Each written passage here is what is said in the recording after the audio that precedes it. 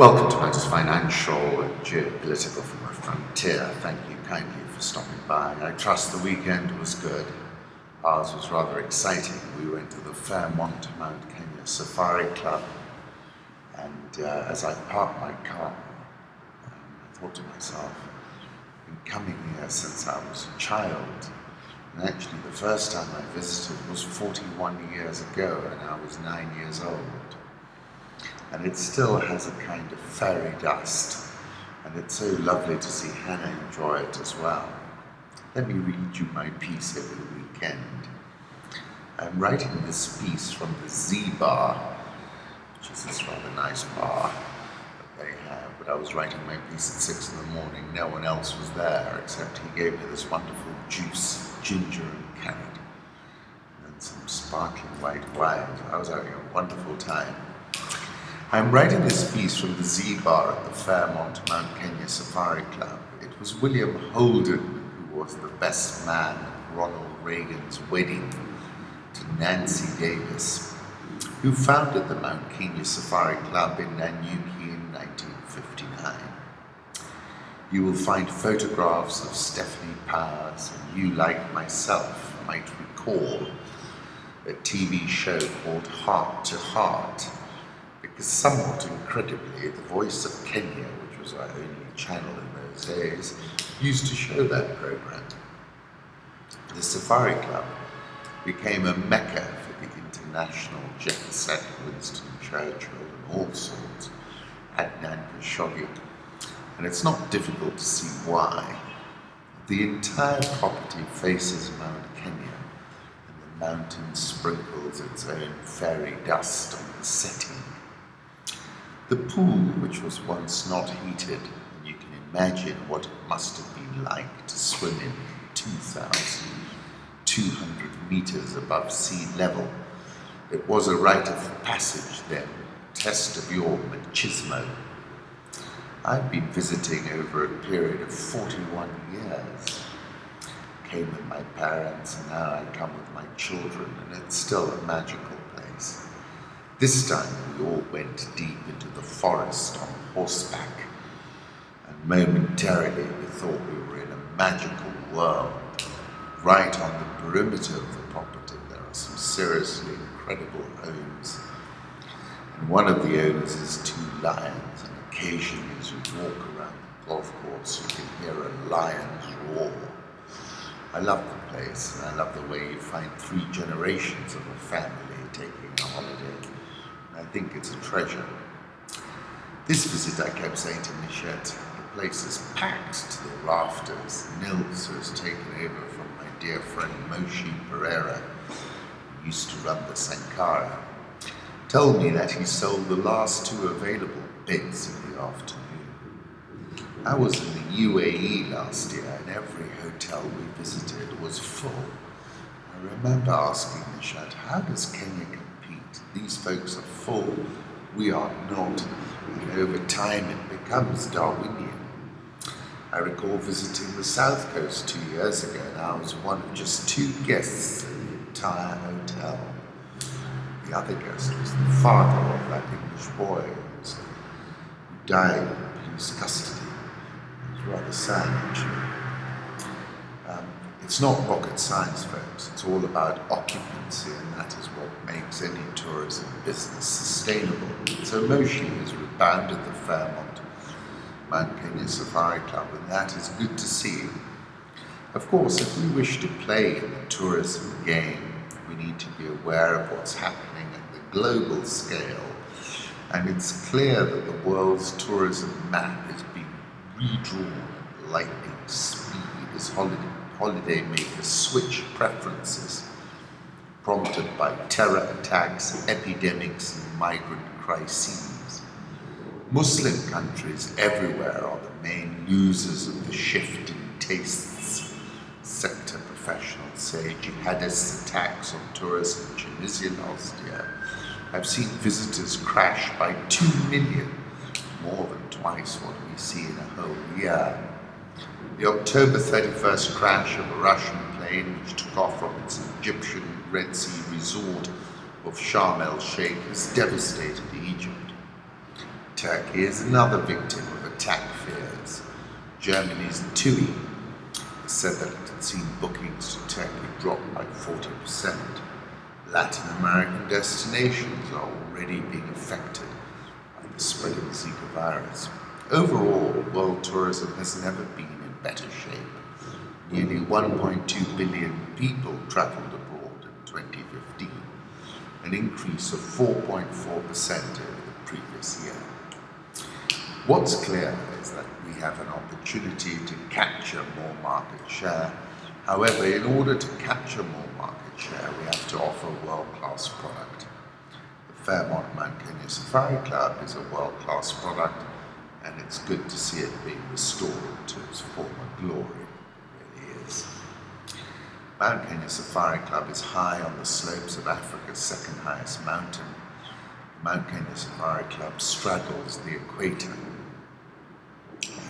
Luxurious cottages, elegant buildings set amid manicured lawns and decorative ponds.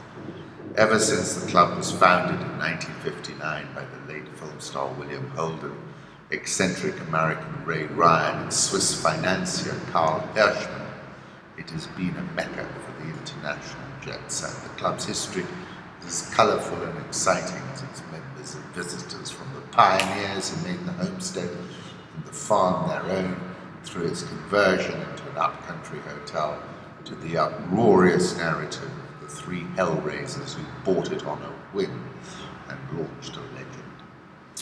This was the photograph I took when we got there in the early hours of the evening. I parked the car facing the mountain. Then, earlier in the morning, I took this photograph of the mountain, and within about 5 minutes, and for about 5 minutes only, the sunrise tinted the clouds, and I was able to get this photograph, which looks pretty amazing, I have to admit. And then I took a photograph of the pool in the early morning when I was writing my piece and no one was around. And finally, let me post a photograph of William Holden in The Revengers from 1972. Political reflections: Uganda re-elects Museveni amid concern over voter credibility. Re-elected for a 5th term, extending his 30-year rule over the East African nation. Result is being rejected by the main challenger, and there has been some concern over the vote's credibility. President Museveni got 60.75% of Thursday's ballots, renewing his mandate to govern the continent's biggest coffee exporter, as it plans oil production in the next 2 years. Opposition candidate Kizza Besigye was in second place with 35.37%. He got a lot of votes amongst the youth and the urban people. Tensions are obviously very high, but it is clear that the state will use the police apparatus to suppress any opposition demonstration against the polls. That's Ahmed, a friend of mine in Dubai. And then The Economist had this: after 30 years in office, why quit now? Seems to be the thinking. Time is running out for Donald Trump's rivals to stop him. After his dominant performance in South Carolina, a close look at the election calendar suggests that if the New York billionaire's rivals don't slow him by mid-March, their only chance to deny him the Republican presidential nomination may be a nasty and public fight at the party's convention this summer. When you look at it right now, it looks like there's this Juggernaut, so rich beast in the senior aide to one of Trump's main rivals. I'll put up a photograph of Donald Trump. Let's move on to the international markets, currency markets. Euro dollar at 111.14, dollar index 96.84, Japanese yen 112.86, the Swissy 0.9912. The pound had a bit of a wobble, it's down 62 ticks, 142.73. The Aussie, and I'll come to the pound in a moment, the Aussie 0.7173, India rupee, fresh all-time low 68.565. The Korean won remains under pressure, 1234.74, Rial 402.26, Egyptian pound 782, and the rand around the 1540 level has been a bit firm of late because expectations are high that interest rates will be increased. London Mayor Boris Johnson saying he would join the campaign to encourage Britain to leave the European Union. Direct challenge to Prime Minister David Cameron, who has launched a major push to keep his country within the 28-nation bloc. That news wobbles sterling. I'll put up a 6-month chart of sterling. We're now at 142.75. We've bounced off a 140.50 area a couple of times. We've got to see how we behave down there. Put up a photograph of Boris Johnson with the wind in his hair, and also a 6-month chart of euro sterling. And you can see the euro's been appreciating as speculation increased that Britain would Brexit. Gold last trading at 1216.45. That's firmer, and I think that's to do with the tail risks. The risks of really, really bad outcomes in the markets, people taking defensive positions. Crude oil, $32.37, nearly a 2% bounce this morning. Sub-Saharan Africa, Niger's lion president seeks re-election, intense vote. This is President Mamadou Issoufou, president of Niger. A total of 7.5 million people are eligible to vote. Results are expected within 5 days. I think he's going to win it. Comoros goes to the polls. That was yesterday. Who's running? What are the big issues? Interesting, very interesting piece in the African arguments. Do take a look. Voters head to the polls on 21st February to elect a new president. They may well do with the past 5 years under President Ikulu Donine in mind. He's been the top job since 2011.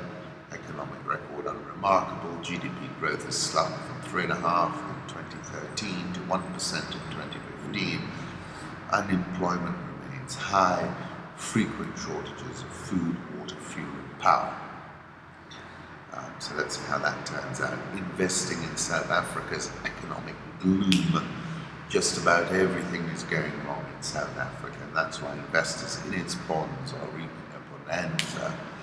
It's hard to find another country with minuscule growth, rising inflation, a quarter of its workforce unemployed, and a currency that has lost more than 25% of its value in the past 13 months.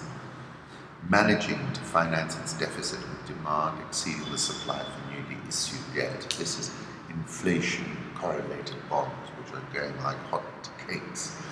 Bloomberg has an article this morning, tipping point looms for despairing South Africa. Not since Nelson Mandela walked out of Victor Verster prison 26 years ago have investors been gloomier about South Africa's economy.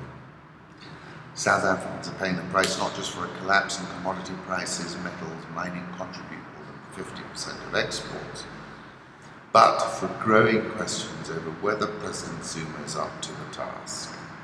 Stoking doubts were the antics of the finance ministry in December when Zuma removed Naira and replaced him with little-known lawmaker David Van Rooyen. His bond yield soared and the rand crashed. He changed his mind 4 days later and installed Pravin Gordhan, Nene's predecessor. The country still faces serious structural challenges. Changes at the top of the finance ministry just reconfirmed the policy risks. Things could get worse. Key test looms February 24th when Gordhan presents the national budget to lawmakers. The trust towards South Africa disappeared, said another bond fund manager. Narrowly missed a recession during the third quarter, posted an annualized expansion of 0.7%. Others are saying that Gordhan and increasingly Zuma too recognize the challenge. They've held meetings with heads of the country's biggest companies. The rand has recovered a little bit, gaining 3.1% against the dollar in February, after plunging 27% in the previous 12 months. Capital flight is accelerating. Domestic investors more than doubled the amount sent overseas to 24.2 billion rand in the third quarter from 10 billion rand in the previous 3 months. That's an alarming signal. On the 14th of December, I said the markets are not interested in President Zuma's explanations. They are seeing a South African president who has gone rogue. Put up a photograph of President Zuma. South African all-share fell 1.84% on Friday. It's back down 3.46% year to date. Dollar rand, I'll put up a 3-month chart. You can see the rand has been strengthening of late. Egyptian President Abdel Fattah al-Sisi addressed an Africa-focused investment conference over the weekend. Got a good turnout. President Buhari was there. Omar Obiang was there as well. And of course Omar al-Bashir amongst others. Egyptian EGX 30 is down 14.25% this year. This is from that conference. You'll see President Omar al-Bashir, President Buhari and Prime Minister Haile Mariam Desalegn. Buhari reiterated he's not going to devalue the Naira. Developed countries are competing among themselves, and when they devalue, they compete better and manufacture and export more. But we are not competing and exporting, but importing everything, including toothpicks. So why should we devalue our currency, he said. On the 8th of Feb, I said, I find it just extraordinary. Such a brilliant president would risk it all on a bet on a single number in a game of roulette, because those are the odds. I said Nigeria will contract in 2016, and not least because its president is determined not to devalue the Naira. The curve of history, from Soros skinning the Bank of England in 1992 to the Mexican peso crisis in 1994 to the Thai baht crisis in 1998, and many more too numerous to mention, confirm that maintaining an artificial foreign exchange rate is a fool's errand and eventually carries the risk that the breakdown spirals out of control and can become seriously disorderly. The official Naira rate is just below 200 to the dollar, but no one is holding any store by that price, and that's why absolutely no one is putting any more money into Nigeria, because they all know when the haircut is finally imposed, it's going to be a big one. The Nigerian all-share is down about 14% this year.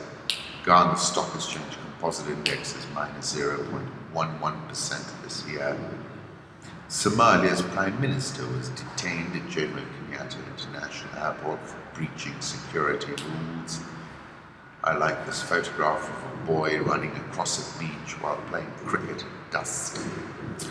CFC's foreign ownership has hit 78% of the Nairobi Securities Exchange. Remember, the Cabinet Secretary lifted restrictions on foreign ownership.